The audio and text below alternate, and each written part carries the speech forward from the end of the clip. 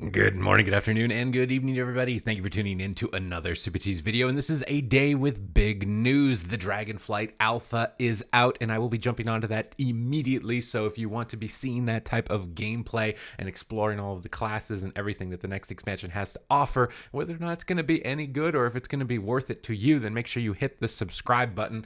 In today's video, we are going to be doing a little bit of a sneak peek into the Preservation Evoker. This is going to be the healing specialization of the new dragon class. This is the one that grabbed my attention the most, which is why I wanted to cover it in this video here before the alpha servers are up and live, and just talk about it, a first look at it, and really what it's all about, because this spec could be replacing all other healers and leaving them in the dust with how powerful it is.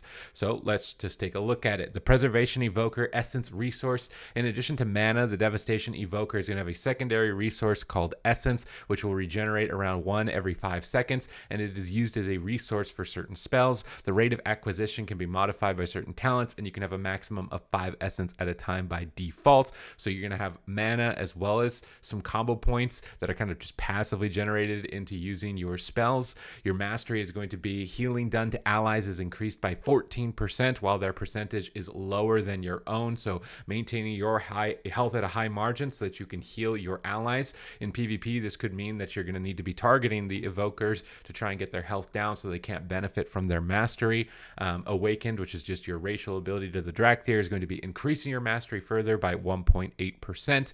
The first offensive ability for the Preservation Evoker is going to be the Azure Strike, which is going to project intense energy onto 2 enemies, dealing 72% of spell power, spell frost damage to them. So just a basic attack. I really like looking at the offensives for healers and seeing what they have to offer, because a lot of healers end up just not having a great offensive kit, and then you kind of worried about how much damage they're going to be able to contribute. So a little bit of cleave damage here, but it does mean this might break crowd control as well for PvP specifically, or in PvE on trash mobs as well. But if it's just about getting extra damage out, having a cleave attack is going to be nice.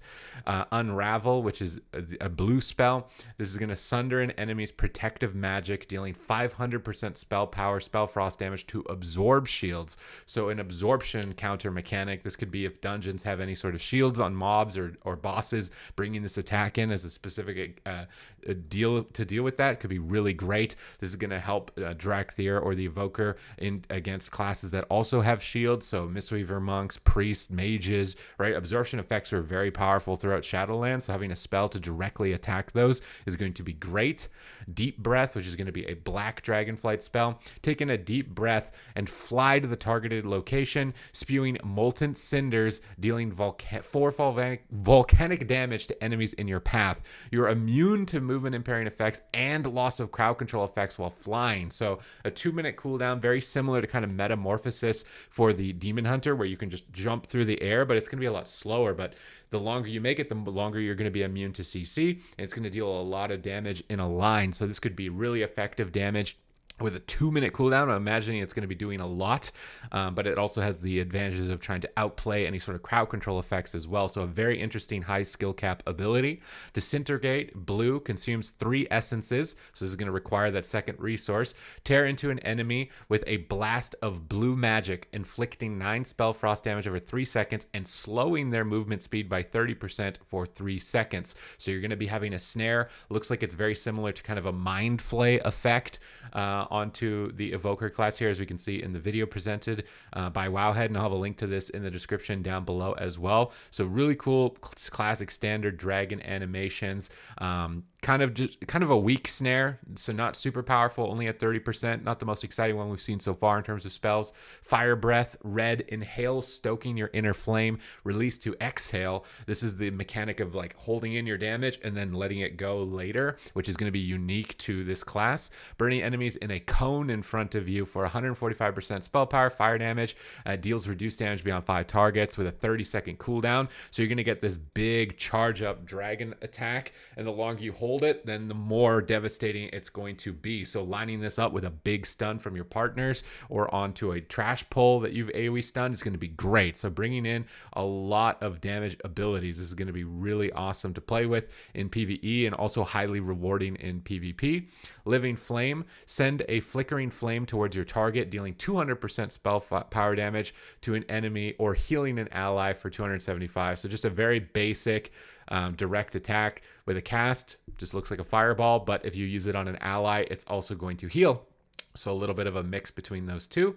And with no cooldown, looks like you could just spam these. So it might just be like the standard heal for this specialization.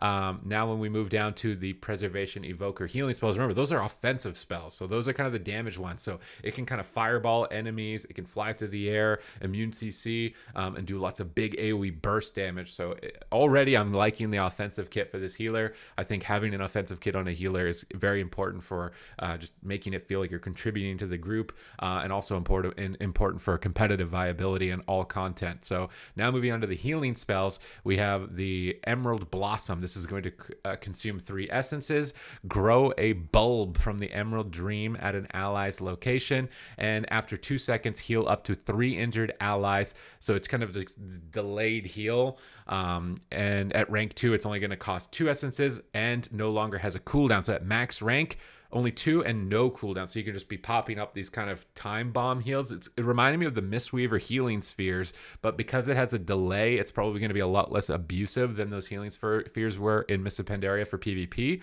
But if you liked that type of mechanic of aiming your healing, this could likely what lead you to this specialization. I think a lot of people are going to be playing it. Like, I want to play it after just seeing a couple of the spells that it's got here on the page. Echo, this is going to be a bronze spell that has to do with rewinding time and defense. It's going to consume 2 essences. This is going to wrap an ally with temporal energy, healing them for 200% spell power and causing your next non-echo healing spell to cast an additional time on that ally at 70% normal healing. So this is just going to be kind of a timed heal. Wrap an ally. I need to see this again. Let me see this because I was reading this. What is it going to do? So you cast it and it does a heal, and then you cast again and you get a buff heal onto the next target or something, it looks like. Just looks like, okay, so it's going to duplicate the healing that you had already done onto previous targets. That's what the rewinding bronze dragonflight effective it is. So you can heal, and then heal another target, and then rewind and heal those targets back that you just healed. Going to be really useful for multi-target healing.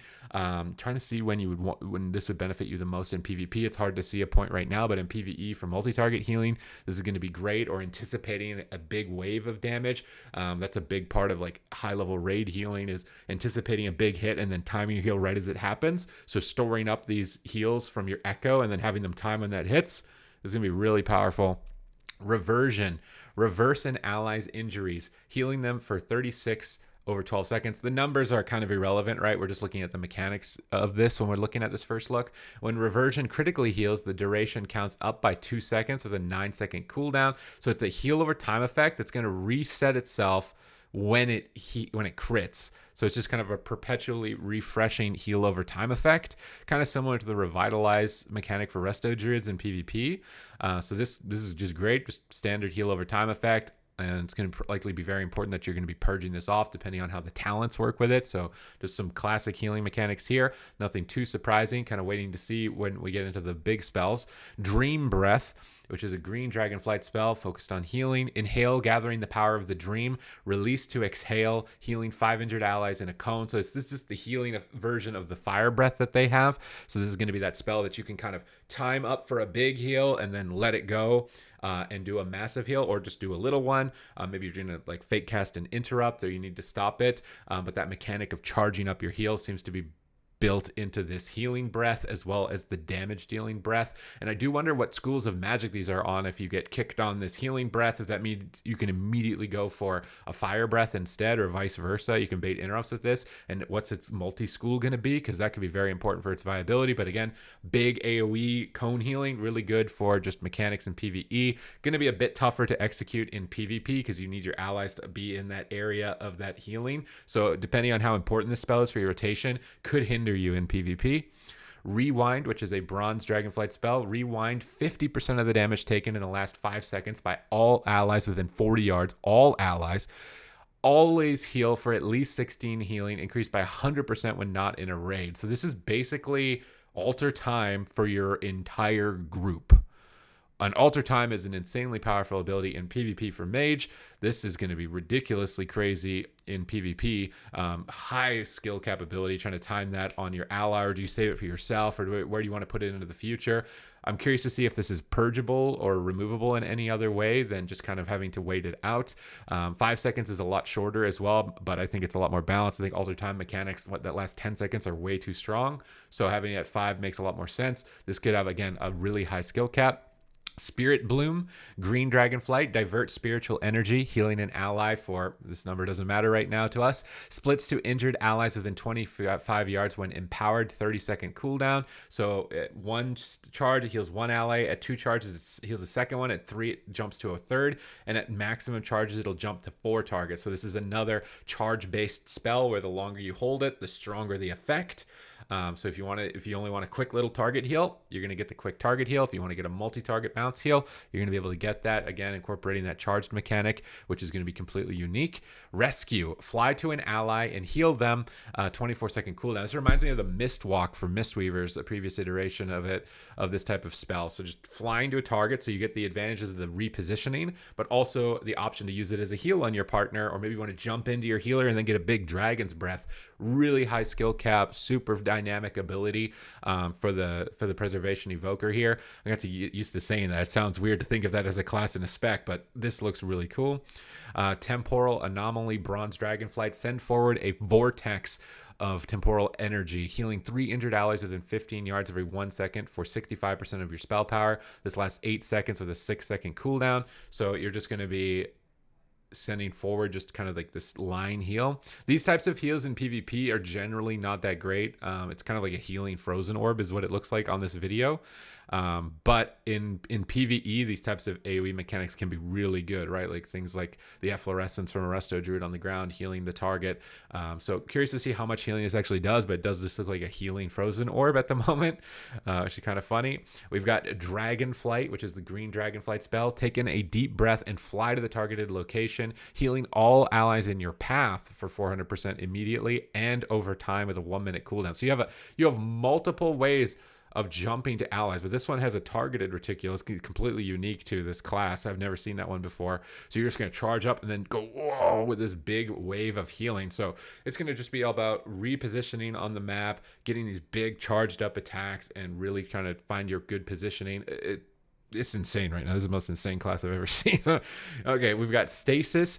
The Stasis ability is very unique and deserves its own section. When activated, Stasis will remember the next 3 helpful skills that you cast that aren't rewind. You can then activate Stasis again to cast the 3 same spells as if they were instant cast. Does that work on all these jumping ones where you can jump to somebody and then Stasis it and go back to where you were on the exact same targets in the exact same order? Oh, you would jump to the same guy twice. So it's a build your own convoke. This is the craziest mechanically built class that I have ever seen. I was not expecting this, honestly. I thought it was going to be a lot simpler than this, but let's just take a look at this one. So you can use Stasis, which is then going to make your next 3 spells duplicated in a time lock that you can use later. Again, really important mechanic in PvE for lining up on any sort of incoming raid-wide damage. You can just save those heals and then blast them all out at the same time. So likely to make it really competitive in a raid environment. And in PvP, you can maybe top off an ally and then save these 3 spells for the next time you think there's another big burst damage coming in, and then pop those heals out later. So really good spell mechanically for this evoker class. Preservation evoker utility spells. So this is when we're getting into like their stuns and their slows and all that type of stuff, utility based. So blessings of the bronze, weave the threads of time, reducing the cooldown of a major movement ability for all party members and raid members by 15% for 1 hour. So you're just going to constantly have extra cooldown reduction on mobility of your partner. So it's just all about being mobile, flying around the map, and making your allies also do the same. curious to see how this will synergize with other classes, right? What movement abilities? Is this going to be blink for mage? Is mage going to have no cooldown on blink? What's going to be the deal here? But could be very powerful. And then in a raid environment for just getting your raid groups through areas that they need to in a timely manner, which is often a mechanic, at least for some raid bosses from what I've seen throughout all the raids history. So could definitely be a good reason to bring an evoker to a raid, on top of the fact that their healing just looks insane. Time dilation, bronze, stretch time around an ally for the next 8 seconds, causing 50% of damage they would take to instead be dealt over 8 seconds. So instead of a direct attack immediately killing you, so let's imagine a Ret Paladin right now in Shadowlands just cracking you for 50k, it's going to turn it into a dot. So you're going to get more time to react to heal it. So when you know enemies are doing either like maybe a big one swing on a raid boss, or from a PvP class that you know does a big burst damage like a Chaos Bolt. I don't know, the Chaos Bolt is kind of not, it's been a meme for a while, maybe not recently, but Chaos Bolt, and you can like pre-negate its hit that would kill the target and then get some extra time to heal it. Really love ability like this. Super high skill cap. These abilities are all around 1 minute cooldown, it seems, as well. Zephyr, conjure an updraft to lift up your party members within 25 yards into the air, reducing damage taken from area of effect attacks by 20% and increasing movement speed by 30%. So you can uplift anyone in the group. It's going to make them take less AoE damage and sprint them. So it's kind of like a mini levitate Tiger's Lust is what it looks like. So just a little mini sprint. AoE damage depends on how important AoE effects are. If this is enough to keep a target alive through an important AoE effect, it's going to be really important. But otherwise seems kind of minor. Source of I suppose some things should be minor when we're looking at how crazy this is. Source of magic, blue. Redirect your excess magic to a friendly healer for 30 minutes. When you cast an empowered spell, you restore 0.5% of their maximum mana per empower level. So healers are going to want you to give this to them a lot of the time. So you're just going to constantly be empowering an ally and giving them mana. This could be important also for hybrid classes in PvP, to where you are also going to be giving maybe a Balance Druid more mana to Cyclone, or a Shaman more mana to heal. So curious to see how this works, because it says a friendly healer. You could only be healers. So healers are just going to be begging you for this buff, basically. Another reason to be bringing this into a raid. More or less going to be kind of a mandatory thing, I would think, with how much damage it's doing and healing it looks like it could do. Time Spiral, bronze, bend time, allowing you and your allies to cast their major movement ability once in the next 10 seconds, even if it's on cooldown. More enabling of just getting everybody bouncing off the wall like Ballroom Blitz. Like you already had the just passive reduction. Now you can automatically get them to be able to use another mobility spell. Me on Boomkin, I love bouncing around. I want one of these things healing me so I can bounce around even more. Fly with me. This is probably the most funny one that I've seen so far, and initially you probably think is not that important, but basically you can pick a location. It'll fly to the ally, pick up the ally, and both of you move to a new spot. So it's like this insane maneuvering life grip, and as you can see in the video, they go up a Z-axis. They go up a wall. So you could pick somebody up and both of you escape from enemy melee attackers in PvP, or if you know that one guy in the raid that just can't avoid a mechanic, I think we all know who we're talking about, you can just pick him up and the raid's not gonna wipe anymore. So maybe you don't have 300 wipes on that last 2 bosses of the raid because you got some evokers in there helping out the dude that doesn't know how to get out of the fire. This is a pretty good ability, pretty cool ability. Probably my most favorite ability, oddly enough, as you can see them like spitting fire out and stuff like that, but that's actually my favorite ability. Preservation, Evoker, crowd control abilities in Dragonflight. So we just get to the crowd control now. Sleepwalk, incapacitate an enemy for 20 seconds, causing them to sleepwalk to it. Sounds like seduce. Damage, it literally is seduce. So 15-second cooldown. Now, do you have to channel this, or is it just like poop and then they walk at me? Can I do other things, or is it a channel? I need to see what this is. So you cast it. It's not a channel.